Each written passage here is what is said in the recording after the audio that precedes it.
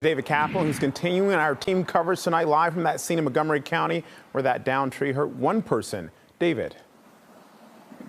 Yeah, Kenneth, we're going to show you this photo in just a second. And when we tell you that this person has non-life-threatening injuries, you're going to think it's a miracle, too. Take a look. This is River Road here, where they just reopened the road a minute ago. There's a Pepco crew on scene here. They chopped up this tree and just cleared up the road. It had been closed since this happened just a touch after 4. Ben's going to pan over to the left a little bit just to give you an insight. These winds were really coming through here. You can see what appears to be a tree and a power line that just sort of snapped at the middle, which gives you an indication of how strong these winds were. Now, I mentioned this photo. Take a look right now. Shared with Fox 5, this tree fell across River Road onto this vehicle that you're looking at right now. We are told from Montgomery County Police that this was a driver simply going about their day. That tree came crashing down.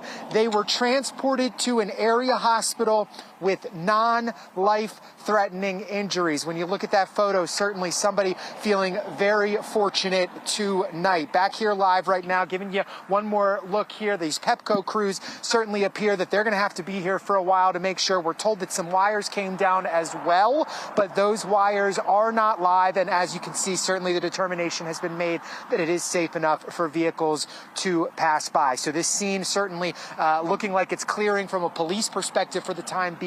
River Road here in Potomac back open, but certainly, Kenneth, these winds came whipping through, and we'll be sure to stay ahead of any developments with the weather throughout the course of the evening.